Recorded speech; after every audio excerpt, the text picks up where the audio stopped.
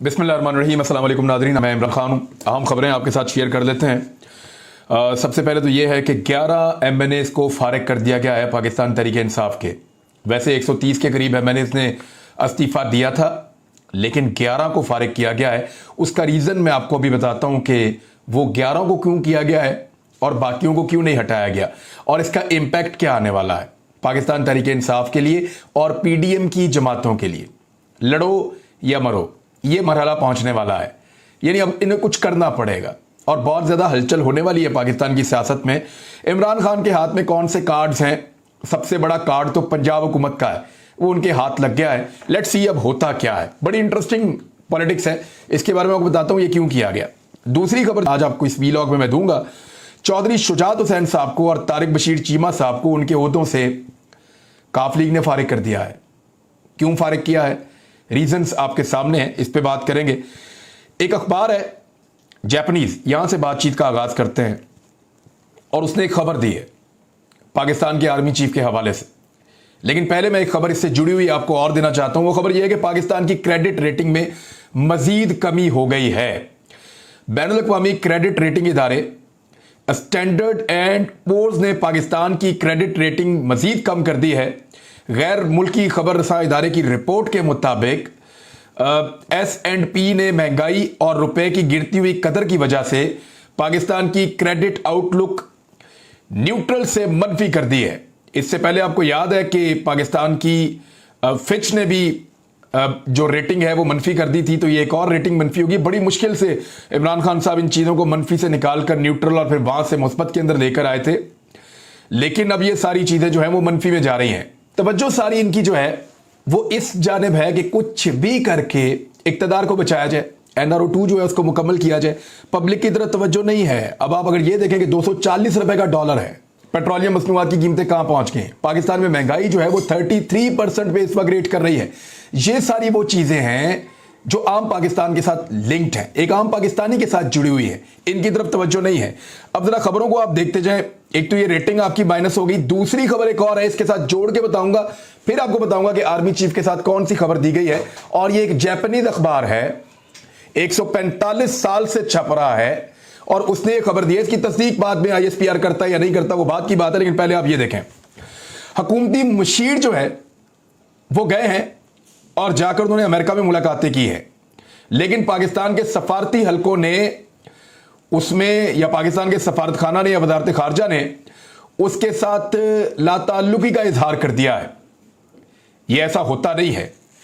यानी मईशत की बहाली की कोशिशों में अमेरिका और पाकिस्तान अब इकट्ठे हो रहे हैं और पाकिस्तान अमेरिका से ताउन हासिल करना चाहता है। जो खबर है उसके मुताबिक हुआ यह है कि तारिक फातमी, ये नवाज शरीफ साहब के पुराने साथी हैं, डॉन लीग्स के दिनों में भी इनका बहुत नाम आ रहा था। तो तारिक फातमी साहब जो हैं वो गुज़िश्ता हफ्ते अमरीकी दारुल हुकूमत वाशिंगटन पहुंचे थे और पाकिस्तानी सफ़ीर समेत सिफारत खाने के जो मुख्तलिफ हुकाम थे उनके साथ उन्होंने गुफ्तगू भी की थी, मुलाकातें भी की थी। और उसके बाद उन्होंने 21 जुलाई को अमरीकी नायब वजीर खारजा वेंडी शर्मेन से मुलाकात की है और उनके दफ्तर में उनसे जाके मिले थे। इसी रोज अमरीकी नायब वजीर खारजा ने अपने ऑफिशियल ट्विटर अकाउंट के ऊपर एक मुख्तसर पैगाम भी लिखा था। उन्होंने लिखा कि मैंने वजीर आज़म पाकिस्तान के मावन खुसूसी तारिक फातमी से मुलाकात की है ताकि इक्तसादी और तजारती ताल्लुकात को बढ़ाकर पाकिस्तान के साथ ताल्लुकात को वसअत देने के या बढ़ाने के जो अहदाफ हैं उनके लिए हमारे इश्तराक की तौसी की जा सके या ताल्लुकात पाकिस्तान के साथ आगे की तरफ बढ़े। ये वेंडी शर्मैन जो है इनका ताल्लुक अमेरिका से है और नायब वजीर खारजा हैं, वो ये लिख रही हैं। अब पाकिस्तान किस कैंप में जाएगा? क्या पाकिस्तान वापस अमेरिकन कैंप में जाएगा और अमेरिका उसके बदले में पाकिस्तान को क्या देगा? ये एक बड़ा सवाल है। इस सवाल का छोटा सा जवाब एक अखबार में आया है, मैं आपके सामने रखूंगा, लेकिन हम इंतजार करेंगे कि DG ISPR का या ISPR का कोई मौक़िफ़ इसके ऊपर आए तो जरा क्लैरिटी पैदा हो जाएगी कुछ हद तक। लेकिन एक अजीब चीज जो है वो ये हुई है कि तारिक फातमी साहब की इन मुलाकातों को डिसोन कर दिया है। यानी एक न्यूज ब्रीफिंग के दौरान इस मुलाकात के एजेंडे से मुतालिक सवाल पर तर्जुमान वजारत खारजा ने कहा कि तारिक फातमी वाशिंगटन के निजी दौरे पर है। अमरीकी हुकाम के साथ इनकी मुलाकात में दफ्तर खारजा ने कोई किरदार अदा नहीं किया। यह क्या चल रहा है? आपका वजीर खारजा अमेरिका में है, अमरीकी हुकाम के साथ मुलाकातें कर रहा है। आपका महकमा खारजा ये कह रहा है कि हमें पता ही नहीं है और हमारा इससे कोई ताल्लुक ही नहीं है, वो निजी दौरा है। तो और वो वहां पे ट्विटर के ऊपर बकायदा अमेरिकन लिख लिख के डाल रहे हैं कि हम पाकिस्तान के साथ ये चीजें तय कर रहे हैं। क्या कुछ ऐसा तय हो रहा है जो लोगों को नहीं बताया जाना चाहिए? क्या कुछ ऐसा तय हो रहा है जो चीजें तय करते हुए बताई नहीं जाती? यानी बहुत सारी चीजें ऐसी हो सकती हैं, लेकिन आने वाले दिनों में ये चीजें खुल जाएंगी, छुपी नहीं रहेंगी। यहां पे एक और अखबार है, और ये जापानीज अखबार है, टोक्यो जापान से अखबार छपता है। इसकी 30 लाख के करीब कॉपियां सुबह सर्कुलेट होती हैं और शाम में इसकी कॉपियां 15 लाख के करीब सर्कुलेट होती हैं। तो ये दुनिया के बड़े तरीन अखबारात में से एक है। निक्केई एशिया इसका नाम है। 145 साल से ये छप रहा है। इसने जो खबर दी है वो मैं आपके सामने रख देता हूं कि ये अखबार क्या दावा कर रहा है। अखबार के मुताबिक पाकिस्तान के army chief general Qamar Javed Bajwa ने अमेरिका से फौरी तौर पर डिफॉल्ट से बचने की अपील की है। ये इंटरनेशनल जरीदा ये खबर दे रहा है। और निक्केई एशिया के मुताबिक पाकिस्तान के सबसे ताकतवर शख्स ने वाशिंगटन तक अपनी पहुंच बढ़ाई है या उनके साथ बातचीत की है कि IMF से कर्ज की जल्द फराहमी के लिए मदद की दरखास्त पाकिस्तान अमेरिका से कर रहा है। इससे पहले देखें, यह भी खबरें आई थी कि पाकिस्तान के आर्मी चीफ ने खलीजी ममालिक से भी रब्ता किया है, जिनमें सऊदी अरब, UAE और उसके अलावा चाइना से भी पाकिस्तान के आर्मी चीफ ने और दोस्त ममालिक से रब्ते करके ताउन की दरखास्त वो पहले कर चुके हैं। इस वक्त पाकिस्तान की इकॉनमी जो है वो बिल्कुल वेंटिलेटर पे पड़ी हुई है, जो हालत इस इंपोर्टेड सरकार ने कर दी है। उसके बाद क्या पाकिस्तान के आर्मी चीफ ने वाकई अमेरिका से मदद मांगी है और अमेरिकन को यह कहा है कि पाकिस्तान को डिफॉल्ट से बचाया जाए और पाकिस्तान की मदद की जाए? मेरे ख्याल में इस खबर को मैं यहां इसलिए रोक देता हूं कि क्योंकि अभी तक DG ISPR का कोई बयान नहीं आया। उम्मीद करते हैं कि उनका बयान आएगा और वो बताएंगे ये चल क्या रहा है कि हमारा वजीर खारजा जो है वो जाता है। ये सवालात है ना। एक तो सवाल ये है कि वजीर खारजा, पाकिस्तान का मुशीर खारजा जाता है अमेरिका में, मुलाकातें करता है, वहां से वो ऑफिशियली उसको बताते हैं और पाकिस्तान ये कहता है कि जी हमें तो पता ही नहीं है इसके बारे में, ये निजी दौरा है, हम नहीं जानते। और वो कहते हैं जी बिल्कुल ये दौरा हो रहा है और हम उनसे मिल रहे हैं। दूसरी जानिब पाकिस्तान के आर्मी चीफ जो है वो अमेरिका से मदद मांग रहे हैं। तो पाकिस्तान की हुकूमत जो है, मैं हुकूमत की बात कर रहा हूं, वो अमेरिका के सामने क्या सरेंडर करना चाहती है? क्योंकि देखें, अमेरिकन अपने मफाद के बगैर किसी को कुछ नहीं देते, अपने फायदे के बगैर किसी को वो टके का फायदा नहीं देते। अगर वो पाकिस्तान को रेस्क्यू करेंगे तो उसके बदले में वो पाकिस्तान से क्या मांगेंगे? क्या वो दोबारा पाकिस्तान से अड्डे मांगेंगे? क्या वो दोबारा फाटा को एक अलग इलाका, वो बार बार ये कहते हैं कि ये यहां पे एक बफर जोन रहना चाहिए। फाटा को खैबर पख्तूनख्वा में मर्ज करने के वो लोग खिलाफ रहे हैं हमेशा से। क्या वो इसके बारे में बात करेंगे? क्या वो चीन और रशिया के साथ ताल्लुकात के बारे में बात करेंगे? क्या वो भारत और कश्मीर के मामलात के ऊपर बात करेंगे या वो इसराइल के मामलात के ऊपर बात करेंगे? क्या बात करेंगे वो, या क्या वो आपसे मांगेंगे जब वो आपकी मदद करेंगे? ये सवालात पाकिस्तानियों के ज़हन में आते हैं और इनके जवाब पाकिस्तानियों को मिलने चाहिए। अब आ जाए दो बड़ी खबरों की तरफ। एक तो पाकिस्तान तहरीक इंसाफ के 11 बंदे फारिग कर दिए। वो जो 11 बंदे फारिग कर दिए हैं उनकी तफसीलात मैं आपके साथ शेयर कर देता हूं, और ये बंदे फारिग क्यों किए गए, ये एक बड़ी खबर है। ये जो 11 बंदों के इस्तीफे मंजूर किए गए हैं, 130 बंदों के इस्तीफे भी मंजूर किए जा सकते थे, लेकिन हुआ यह है कि तहरीक इंसाफ के राब्ते हैं कुछ हुकूमती इत्तेहादियों के साथ, और हुकूमत को इस बात का पता चल गया है। किसी वक्त भी आने वाले दिनों में आरिफ अलवी साहब ये कह सकते हैं कि एतमाद का वोट ले लें आप शहबाज शरीफ साहब को, या तहरीक अदम एतमाद भी आ सकती है उनके खिलाफ। और अगर तहरीक अदम एतमाद पाकिस्तान तहरीक इंसाफ लेकर आती है तो पाकिस्तान तहरीक इंसाफ को अपनी आधी स्ट्रेंथ शो करनी पड़ेगी कि जनाब हमारी तादाद पूरी है, ये हमारे आधे नंबर्स हैं, लिहाजा अब आप फारिग हैं। तो उसको रोकने के लिए, क्योंकि देखिए अब तो वोट काउंट होगा ही नहीं किसी मेंबर का दूसरी तरफ जाके, वो हो ही नहीं सकता, वोट काउंट ही नहीं हो सकता मोनरिफ रुकन का। लिहाजा इससे बचने का सबसे आसान और सादा फार्मूला यह है कि पाकिस्तान तहरीक इंसाफ के नंबर्स कम कर दें। 130 इस्तीफे मंजूर करने की बजाय 11 इस्तीफे मंजूर किए गए हैं, ताकि 11 नशिस्तों के ऊपर दोबारा इंतखाबात हो जाएं। और नशिस्तें भी बड़ी चुनकर निकाली गई हैं। जो नशिस्तें निकाली गई हैं उनमें अली मोहम्मद खान, क्योंकि अली मोहम्मद खान ने वहां पे खड़े होकर फ्लोर ऑफ द हाउस ये कहा था, तो वो तो करना पड़ेगा उन्हें। और अली मोहम्मद खान मर्दान में क्या करेगा, दोबारा इलेक्शन होगा, वो तो आपको पता है।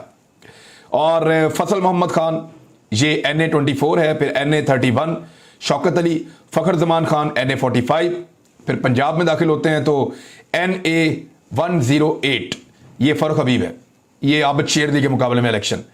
और एजाज अहमद शाह NA118 और फिर जमील अहमद खान NA237, ये कराची से जाकर इलेक्शन होगा, और NA239 मोहम्मद अकरम चीमा, और अब्दुल शकूर शाद NA246। फिर इसके बाद दो जो है वो मखसूस नशस्तें हैं जिनमें डॉक्टर शीरी मजारी है और एक जो है वो शंदाना गुलजार खान है। देखिए ये क्यों कर रहे हैं, ये अब पीपल्स पार्टी को कुछ सीटें देने के चक्कर में वहां धांधली करो, गेम डालो, कुछ पंजाब के अंदर इलेक्शन करवाएंगे, कुछ KP में इलेक्शन करवाएंगे। तो कोशिश ये है कि जितना ज्यादा इस हुकूमत को लंबा खींचा जा सके उतना खींच लें इंपोर्टेड सरकार को।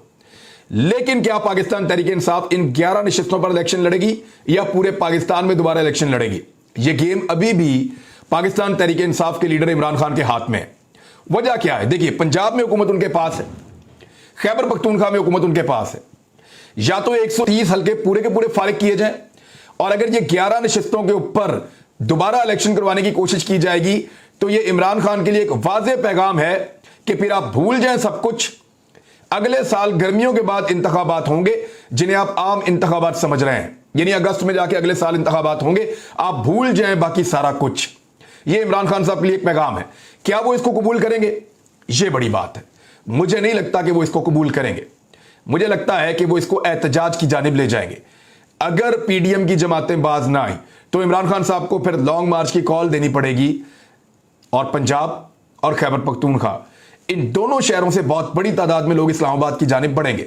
इस्लामाबाद पुलिस जो है उसके अंदर इतनी कैपेसिटी नहीं है कि वो इतने बड़े अवामी सैलाब को रोक सके, क्योंकि पंजाब की पुलिस की ताकत उनके पास मौजूद नहीं है और खैबर पख्तूनख्वा के अंदर से भी पुलिस आएगी। लिहाजा इस्लामाबाद पहुंचना और वहां जाकर एहतजाज करना इमरान खान साहब के लिए मुश्किल नहीं रहेगा। फिर उनके पास दो ऐसी हुकूमतें मौजूद हैं सूबाई जिनकी असम्बलियां गिराकर वो पाकिस्तान के अंदर एक बहुत बड़ा पॉलिटिकल खला पैदा कर सकते हैं, और ऐसी सूरत में पाकिस्तान के तमाम ताकतवर हलकों को इलेक्शन में जाने के अलावा कोई और हल नजर नहीं आएगा। दूसरी जानिब काफ लीग ने भी चौधरी शुजात हुसैन साहब से हिसाब चुकता कर दिया है और उन्होंने अपनी पार्टी की मीटिंग बुलाई और उसमें चौधरी शुजात और काफ लीग की सदारत से उनको फारिग कर दिया गया। तारिक बशीर चीमा भी छुट्टी पे, वो भी फारिग है। हुआ यह है कि मुस्लिम लीग काफ की सेंट्रल वर्किंग कमेटी का इजलास हुआ। यह वो कमेटी होती है जो अहम तरीन फैसले करती है। इजलास की सदारत सेनेटर कामल अली आगा ने की। ये लाहौर में वैसे रहते हैं, अंदरून शहर के रहने वाले हैं। और चौधरी शुजात हुसैन को सदर और तारिक बशीर चीमा को सेक्रेटरी जनरल के ओहदे से हटाने की सिफारिश की गई और ओहदे से हटाने का ऐलान कामिल अली आगा ने प्रेस कॉन्फ्रेंस करते हुए कर दिया है। अब आप यहां से अंदाजा कर लें कि कैसी लड़ाई कई आसिफ अली जरदारी साहब ने करवा दी है। यानी नून लीग में नवाज शरीफ और शहबाज शरीफ के दरमियान कभी ऐसी लड़ाई नहीं हुई जैसी जरदारी साहब ने आके फूट डाली है। काफ लीग में चौधरी बरादरान के दरमियान कभी ऐसी लड़ाई नहीं हुई जैसी फूट जरदारी साहब ने आकर डाली है। तो बाकी पॉलिटिकल पार्टीज जो आज भी आसिफ अली जरदारी साहब के साथ बड़े अच्छे ताल्लुकात बना रही हैं और रख रही हैं, वो इस बात को ज़हन में रखें कि किसी वक्त भी जरदारी साहब उनकी जमात के अंदर भी फूट डाल सकते हैं, क्योंकि सबसे पहली जमात जो उन्होंने तबाह की थी वो पाकिस्तान पीपल्स पार्टी थी। पीपल्स पार्टी को उन्होंने खैबर पख्तूनख्वा से खत्म किया, पंजाब से खत्म किया, सिंध ले गए और सिंध में भी अब इंटीरियर सिंध तक पीपल्स पार्टी रह गई है। और जब वो इंटीरियर सिंध से भी खत्म हो जाएगी तो फिर जरदारी साहब का मिशन मुकम्मल हो जाएगा। दूसरी जो पॉलिटिकल पार्टी उन्होंने तबाह की वो PMLN है।